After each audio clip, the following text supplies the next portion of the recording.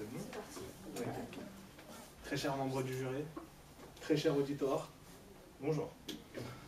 A-t-on les... Non, c'est le sujet. A-t-on d'autres chats à fouetter? Il faut revenir sur l'historique de cette expression. Donc l'association des termes chat et fouetté signifie au XVIIe siècle être éveillé. On disait que quelqu'un était éveillé comme un chat qu'on fouette. Puis cette association a évolué. Ces deux termes, mis en jonction, voulaient dire qu'il s'agissait d'une chose qui n'avait pas une grande importance. On disait il n'y a pas de quoi fouetter un chat. Donc il s'agissait d'une faute qui n'avait que très peu d'importance. Aujourd'hui, cette expression a un tout autre sens. Avoir d'autres chats à fouetter signifie avoir d'autres préoccupations. En gros, avoir quelque chose de plus important à faire. Prenons un exemple. Le président de la République n'a pas le temps de s'occuper de vos places de parking, puisqu'il a d'autres chats à fouetter. Donc pour commencer, je souhaiterais dire deux mots à ma contradictrice. Je te souhaite bien du courage pour ta plaidoirie, puisque ça a l'air chaud. Donc je vais commencer par mon premier exemple, c'est la vie d'un étudiant. Donc un étudiant en droit, nous tous ici dans cette salle, allons à la fac à 8h. De 8h à midi, nous avons amphi. Puis de midi à 14h, nous prenons une pause déjeuner. Puis l'après-midi, nous allons à la bibliothèque. Mais durant toute cette période, où nous sommes occupés par d'autres prérogatives, nous avons toujours à l'esprit les devoirs donnés par nos chargés de TD. À croire qu'on n'a qu'un seul TD. Ensuite, une fois cette journée passée, l'étudiant est fatigué. Il est affamé. Il est outré. Il décide de s'allonger dans son lit pour se reposer. Il prend son ordinateur. Il décide de taper shoot sur la barre de recherche pour regarder le dernier épisode qui vient de sortir. Autrement dit, l'épisode 16 de la saison 5. Et là, en plein milieu de l'épisode, il se sent mal. Il a son cœur qui se resserre. Et ce n'est pas parce que Mike va en prison. Et ce n'est pas non plus parce qu'il ne se marie pas avec Rachel. Et encore moins parce que Jessica perd son cabinet. Non, c'est pas pour ça. C'est parce que pour le lendemain matin, il doit rendre un commentaire d'arrêt à 8h précises. Et qu'il n'a toujours pas de plan. Il a simplement fait sa fiche d'arrêt. Pauvre de lui.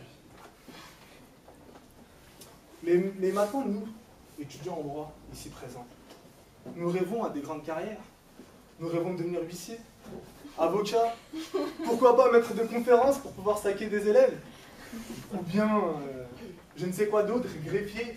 Mais pour pouvoir arriver à ces postes-là, on se doit de travailler, de faire des efforts, de s'ouvrir à d'autres disciplines, telles que les langues, telles que l'économie, telles que la comptabilité, pourquoi pas. C'est-à-dire que nous avons toujours, mais vraiment toujours, des chats à fouetter. Peu importe ce que l'on souhaite faire dans la vie, nous avons des chats à fouetter. Certains d'entre vous vont me dire, oui, mais les vacances, on n'a rien à faire. Eh bien non, détrompez-vous. Quand nous passons toute notre journée à la bibliothèque, vous comptez les nombres d'allers-retours qu'on fait au distributeur? Les nombres de Kinder Bueno qu'on achète? Les Milka? Les canettes de Coca à 178 calories? Eh bien nous devons tous faire du sport. Oui. Pour perdre les quelques kilos en trop qu'on a gagnés, et pour pouvoir reprendre une nouvelle année, sainement, dans un corps plus ou moins sain. Quittons l'exemple des étudiants en droit. Je vais prendre un autre exemple. Steve Jobs. Il a commencé dans son garage. Il crée son ordinateur. Et aujourd'hui, Apple, c'est une multinationale qui pèse quelques milliards. Vous pensez vraiment que Steve Jobs, il n'avait pas de chat à fouetter? Vraiment? Il a dû en fouetter des chats. Il a commencé par créer un ordinateur. Ensuite, il a créé d'autres ordinateurs. Donc plus il créait des choses, plus il avait des chats à fouetter. Ensuite, il a créé des iPhones, ce que presque tout le monde dans la salle a. Ensuite, il a créé des MacBook Pro, ce que toute l'université a. Ensuite, il a créé des MacBook Air, ce que tout le monde a changé pour récupérer cet ordinateur.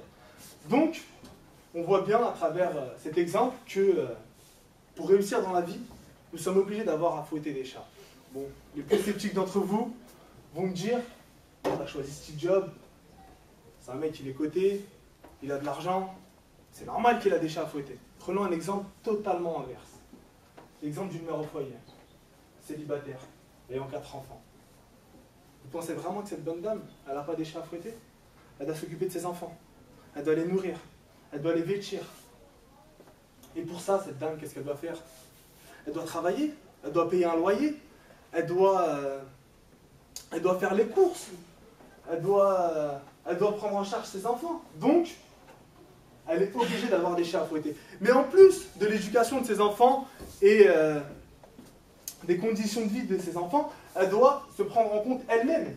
C'est-à-dire qu'elle doit aller en vacances, elle doit aller au coiffeur, elle doit faire des soins beauté, elle doit faire des soins vernis, elle doit... C'est une dame, quoi. Tout ça pour vous dire que peu importe le moment où l'on est, peu importe la personne que l'on est, peu importe l'âge que l'on a, nous sommes obligés d'avoir des chats à fouetter. Par conséquent, une conclusion, ce qu'une amie à moi m'a dit, quand on a une vie de chien, on a toujours des chats à fouetter. Merci.